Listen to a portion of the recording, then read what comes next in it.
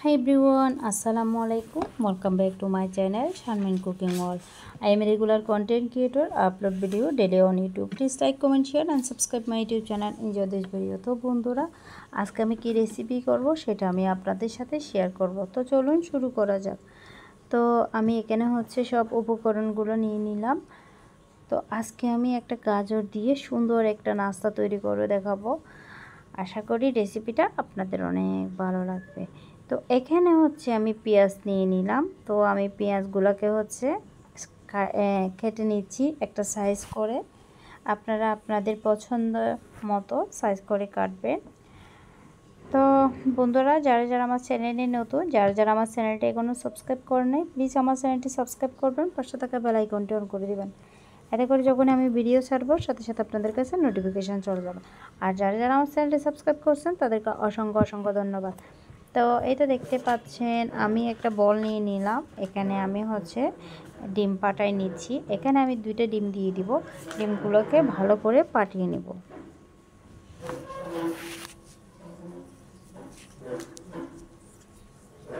আমি একটা কাঁটা চামচ দিয়ে হচ্ছে ডিমগুলোকে ফাটিয়ে নিচ্ছি।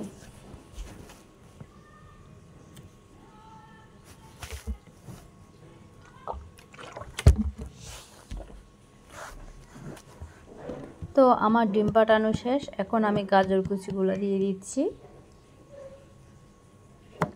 কালারটা মাশাআল্লাহ অনেক সুন্দর দেখতে পাচ্ছেন। তো আমি হচ্ছে কাঁটা চামচ দিয়ে এইগুলাকে হচ্ছে আর একটু মাখাই নিচ্ছি। পাটানো ডিমের মধ্যে আমি গাজরগুলো দিয়ে দিলাম। এরপরে হচ্ছে এগুলাকে মাখাই নিচ্ছি। এরপরে হচ্ছে আমি 1 কাপ সুজি দিয়ে দিলাম।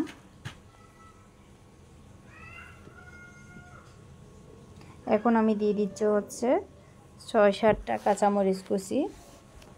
আপনারা যদি ঝাল কম খান সেক্ষেত্রে হচ্ছে কাঁচামরিচ কম দিবেন। আর এখানে হচ্ছে 3টা পেঁয়াজ কুচি দিয়ে দিলাম। তো এগুলাকে হচ্ছে আমি চামচ দিয়ে আর একটু নাড়াচাড়া করে নিচ্ছি। গাজরের রেসিপি আমার চ্যানেলে কিন্তু কয়েকটা দেওয়াই আছে, আপনারা চাইলে দেখতে পারেন।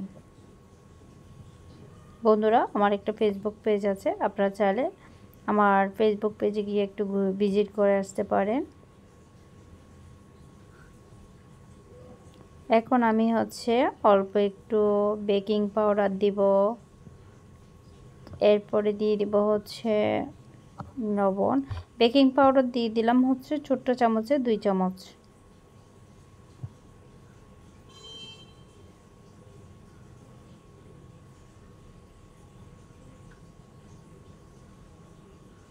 এখন আমি দিয়ে দিব একটা ম্যাজিক মশলা।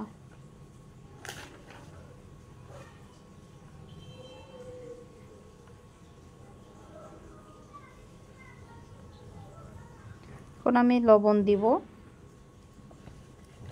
লবণটা একটু কমাই দিব। এখন আমি আর একটু পানি দিব। পানি দিয়ে হচ্ছে এগুলাকে আর একটু মাখাবো। এগুলো ভালো করে মাখাইতে হবে। আমি চামচ দিয়ে হচ্ছে এগুলাকে একদম ভালো করে মাখাই নিচ্ছি। এখানে আরও একটু পানি দিতে হবে। পানি দিয়ে হচ্ছে আবারও মাখাচ্ছি। আমার মাখানো শেষ। আমি চুলায় একটা ফ্রাই প্যান বসিয়ে দিলাম। এখানে আমি তেল দিয়ে দিলাম। আমি এক এক করে হচ্ছে আমার নাস্তাগুলা বসাই দিব। তো বন্ধুরা, কে কোথা থেকে বসে আমার এই ভিডিওটা দেখতেছেন প্লিজ একটু কমেন্ট করে জানাবেন। যারা যারা আমাকে সাপোর্ট করেন তাদেরকে অসংখ্য অসংখ্য ধন্যবাদ। আপনারা অনেক সুন্দর সুন্দর কমেন্ট করেন, আমি সত্যি আপনাদের কাছে কৃতজ্ঞ। আশা করি আপনারা আমার পাশে থাকবেন।